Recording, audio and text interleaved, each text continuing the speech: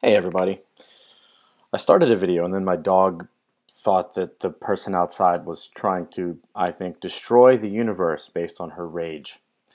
Or maybe she was just scared. So she may bark again.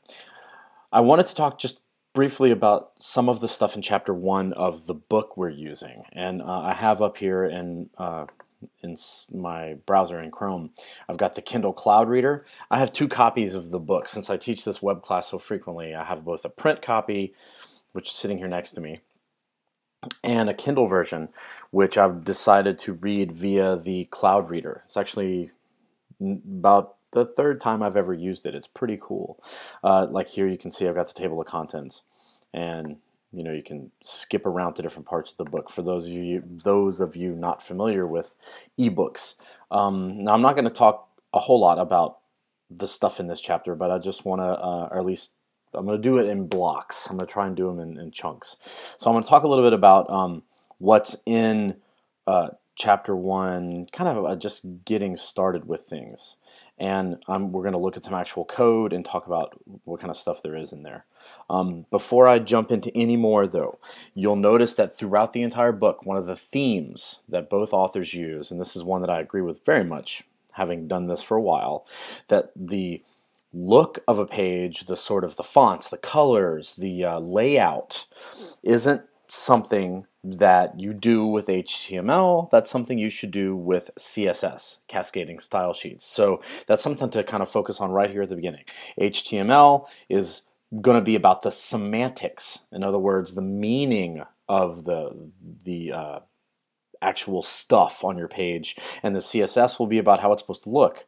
The fonts, the colors, the spacing, whether or not things are in blocks sitting next to each other, and that sort of thing.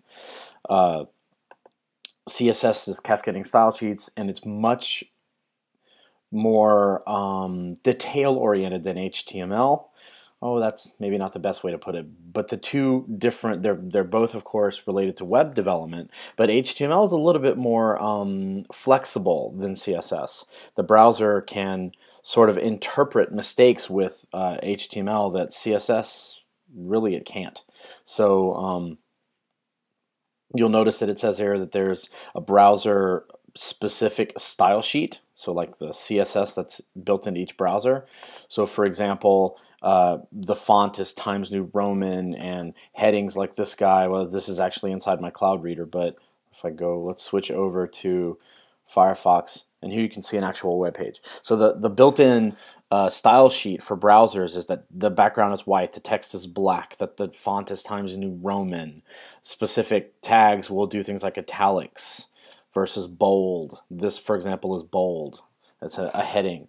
And of course, as you go through this, you'll learn some of the details of each individual, like what the browser does by default. So in other words, there's already a sort of a look and feel built into what the browser thinks HTML is supposed to do. So let's actually look at some HTML. I'm using here, because I have a Macintosh, I also have Windows on this computer, so I'll do a couple of videos there as well.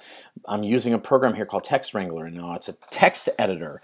The reason that this is so important, HTML and CSS are meant to be done with a normal text editor, and I don't mean like Microsoft Word or even like Notepad. I mean something that's got a little bit of capability for, say, color coding. Like look how Text Wrangler here, the HTML stuff, different colors.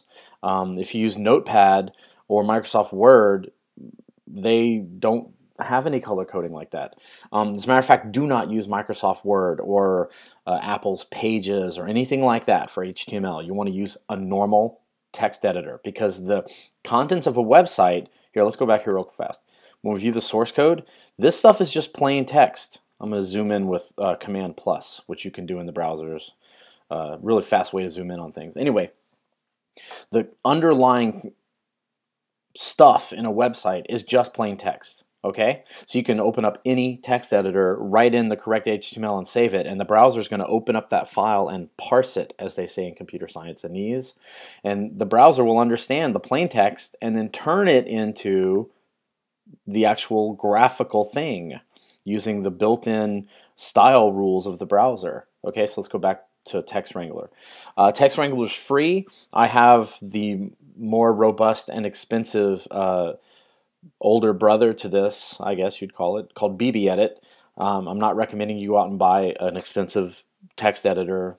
Text Wrangler will probably do fine if you're on a Mac. If you're on a PC, I'm going to recommend you use Notepad++, even though there are probably lots of other ones out there. So if you find a better one, please share with us. So just some really basic stuff, and then I'll go into the details in the next video. Websites are made of HTML.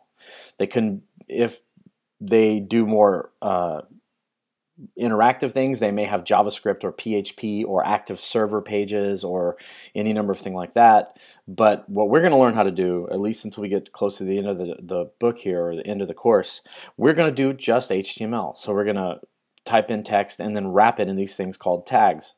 So you'll notice that most tags have an opening and an ending, like H1 has an opening H1 and a slash H1. So that's what we mean by marking up. We're marking up the phrase, the ephemeral blue I'll get it. The ephemeral, oh my gosh, I have not been drinking, at least not yet. The ephemeral blue flags. There we go. And the H1 surrounds it so that that particular phrase will be bold. It'll show up on its own line. We'll talk more about the headings later and why they're important. And you'll also notice that some things like, for example, this image tag right here, it doesn't have an opening and a closing. It has just an opening, and then at the very end there's a slash to indicate to the browser that this is the only tag that it should be looking for. With HTML5, this is actually kind of unnecessary, but you'll notice I'll do it because he does it in the book, or both of them do it in the book, and it's kind of a habit I've gotten into. So one more thing before I sign off for this particular video. Right now you don't have any way to get this stuff on the web, okay? So I'm going to file and choose save as, and I'm going to pick a place to put it. I'm going to actually put it on my desktop. That way I know where it'll be, and I'm going to call this my website, and I'll talk about file names a little bit later. Notice that there's an encoding built in there. He talks about that in the book. I'm going to use UTF-8 because it's standard, and I'm just going to hit save. And I'm going to minimize this with Command H and minimize that and minimize that and that too. And then you'll see on my desktop is a file called my-website.html. Oh, by the way, I changed my background to something that both had a tropical theme, since we have looking at the map earlier and seeing the Pacific just really made me want to go there, and an astronomical theme. There's this beautiful Jupiter-looking planet.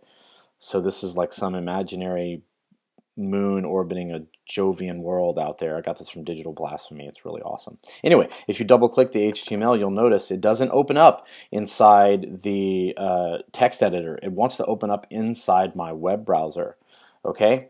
Notice the image didn't work. I'll talk about why later. And you'll notice at the very top it doesn't say HTTP, and I'll talk about that why.